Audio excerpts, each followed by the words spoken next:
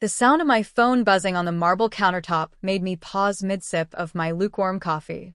Sunlight spilled across the living room, catching the soft silk of my blouse, and for a moment, everything looked serene. Too serene.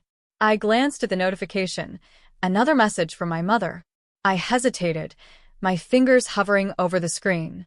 Part of me wanted to ignore it, like I had for years, but curiosity always got the better of me. "Happy birthday to Alex," it read, followed by a string of emojis that felt hollow. My son's birthday yesterday, my family hadn't shown up. Not a call, not a text, not even a small gift. The hurt twisted in my chest, familiar and sharp. I took a slow breath, feeling the weight of all the years I had tried, the evenings spent planning parties they never attended, the hope that maybe this time would be different. I set my coffee down, the faint scent of it mingling with the crisp air coming from the window, and stared out at the city skyline. The streets shimmered with late morning sun, oblivious to my little storm inside.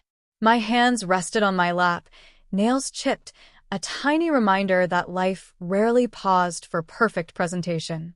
And yet, there was a quiet pride tucked beneath the sting, because while they ghosted us, I had built a life that no one could ignore for long. I tapped open the message, and as their words scrolled across the screen, I felt the familiar mix of irony and resolve. They didn't know, yet, just how indispensable I had become. I remember the argument like it was yesterday, though it happened over a decade ago. I was 26, fresh out of my first real job, clutching a paycheck that barely covered rent and groceries, and I had dared to suggest a small contribution to my family's weekend getaway. My words had barely left my lips before my father's sharp laugh cut through me, and my mother's eyes narrowed, as if I had committed some unspeakable betrayal. "You think you're doing enough? You're still a kid, struggling to keep yourself afloat," my mother snapped, her voice dripping with the same condescension I had grown up hearing. My chest tightened. I could feel the lump rising in my throat, the sting of tears threatening to fall. I had wanted to explain, to make them understand that I was trying, but the words wouldn't come.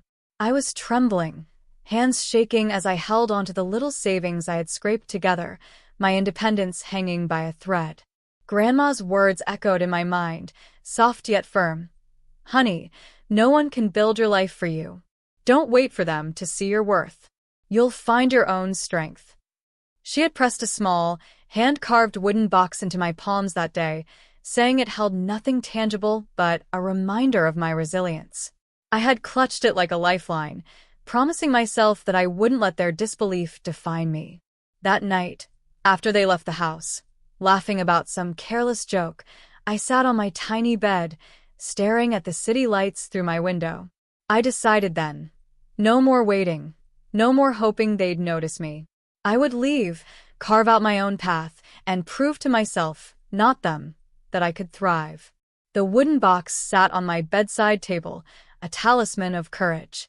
I didn't yet know the battles ahead, the nights of loneliness, or the obstacles that would test me, but I knew one thing: I would not be held back. From that night on, I walked out of their dismissive shadows and into a life that was mine alone, every step a quiet declaration that I mattered, whether they believed it or not. Leaving the familiar walls of my childhood home felt like stepping into another world, one that was raw, unpredictable, and entirely mine to shape. I rented a small apartment in Chicago, its paint peeling and pipes creaking, and set about building a life that wasn't defined by their expectations. My mornings started early, juggling a waitressing job with evening classes in business and finance. Exhaustion became my constant companion, but it was the kind of fatigue that tasted like progress. It was during one of those late nights at the local library that I met Claudia, a seasoned entrepreneur who would become my first real mentor. She noticed my worn notebooks and the anxious glances I cast at her stack of spreadsheets and said, almost casually, "You've got the drive. Don't waste it waiting for anyone's permission." Her words were a spark in the dark, and soon she was teaching me how to pitch clients, manage budgets, and navigate the murky waters of corporate contracts. I soaked in every lesson, every failure, every small victory like it was water to my parched determination. The first win came unexpectedly, a small client, a boutique retail brand, hired me to manage their social media and finances. It wasn't glamorous, but the check I received felt like liberation. I could pay my rent without relying on borrowed funds, buy Alex the books he wanted, and even tuck a little aside for the future. With each new client, my confidence grew, though I kept my success hidden from my family. My social media updates were carefully curated, modest, unassuming, revealing nothing of the life I was quietly constructing. There were nights I cried into my pillow, exhausted from the dual role of mother and budding entrepreneur.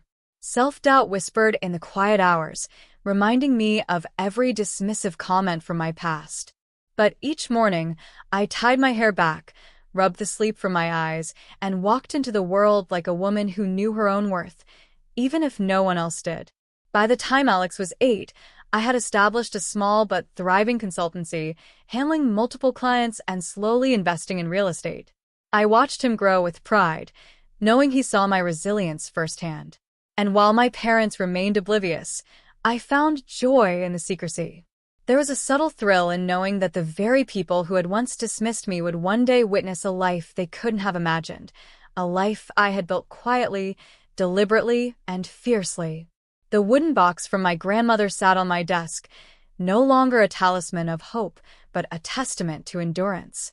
Every carved line reminded me of the journey I had survived, the humiliation, the loneliness, the endless grind, and every client, every paycheck, every small step forward was proof that I was finally living life on my own terms.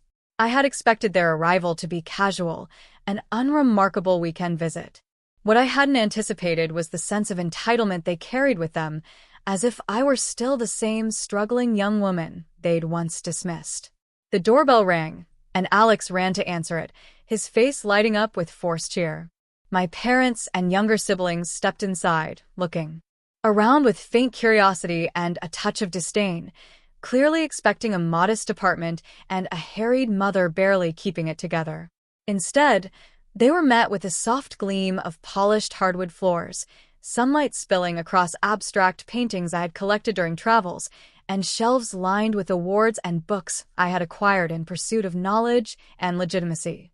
My office, visible through the open plan, held a large mahogany desk with neat stacks of contracts, glowing computer screens, and a corner dedicated entirely to Alex's artwork, a reminder that this life belonged to both of us. I let them take it all in. Their silence was heavy, almost tangible. They walked slowly, touching frames, scanning certificates, eyebrows raised in disbelief.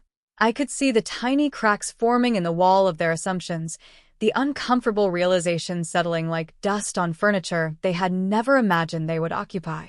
Finally, I cleared my throat, letting the calm authority in my voice settle over the room. "I know you weren't here yesterday for Alex's birthday," I said softly, letting a hint of hurt linger. "And that's okay. What I didn't expect was that this would be the same pattern as always. But there's something you need to understand." Their eyes shifted, a mixture of guilt and curiosity. "You've been living modestly," I continued, "so you wouldn't notice what's been happening behind the scenes. Every bill you've struggled with, every emergency, every mortgage, insurance payment, even your car loans, I've been handling them. Quietly. Because I didn't want your dependence to feel like control, and I didn't want your judgment to hold me back." The shock on their faces was instantaneous. My father's mouth fell open, my mother's hands trembled slightly, and my younger sister stepped back, eyes wide. Alex peeked at them from behind me, a mix of pride and amusement in his gaze. "I've been building this life for both of us," I said, letting the weight of my words sink in. "And while you thought I was struggling, I was thriving and supporting you at the same time." They could hardly respond. My father's voice cracked, a faint apology lost in disbelief. My mother's tears shimmered, caught by the morning light streaming through the window. My siblings murmured in shock, unable to reconcile the image of the struggling me they had dismissed with the accomplished woman standing before them. I stepped aside, letting them absorb the reality, the office, the awards, the bank statements I didn't have to show them, the life I had quietly created. And in that silence, I felt a quiet victory, not in proving them wrong, but in knowing that their assumptions no longer held power over me. I was no longer invisible. I was essential. And now, finally, they had no choice but to see it.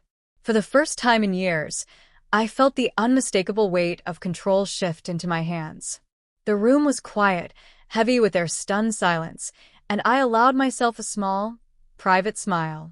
I could see the questions flicker across their faces. What now? Will she forgive us? Will she continue to support us? But this time, I was no longer just the giver. I was the gatekeeper, the architect of boundaries they had never respected. I'm willing to help, I said carefully, letting each word land with precision. But there are conditions. Conditions you need to understand if this family is going to function differently, if it's going to survive without repeating the mistakes of the past. I paused, letting the weight of my voice fill the space. First, I turned to my mother.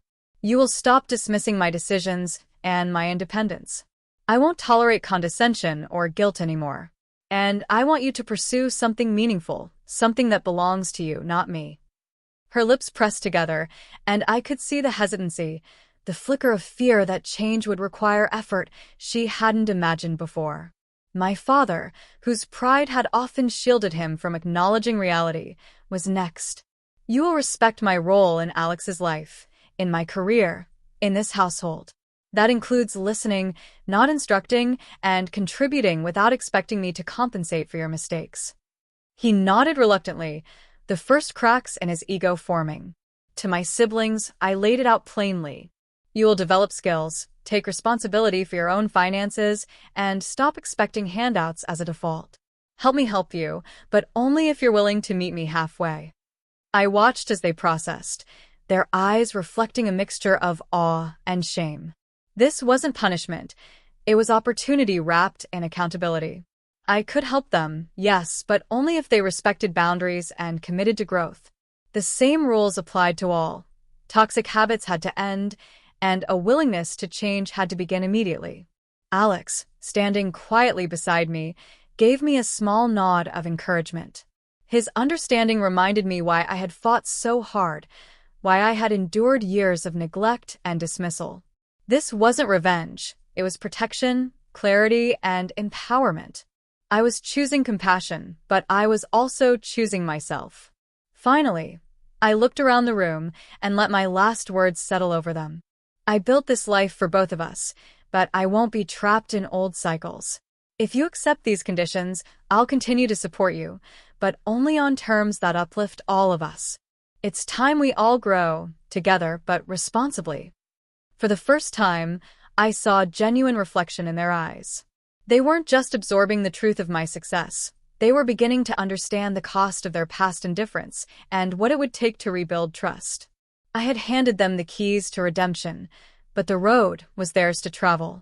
And for the first time, I felt an unshakable balance of power, love, and justice, quiet, undeniable, and entirely mine. Weeks passed after the confrontation, and change, though slow, began to take root. My mother signed up for a community art class she had always dreamed about but never pursued, her eyes lighting up with a spark I hadn't seen in years. My father, awkwardly at first, began contributing to household bills and even helped Alex with his school projects, showing a tenderness he had long hidden behind his pride. My siblings, initially reluctant, started taking evening courses and managing their own finances, small but meaningful steps toward responsibility.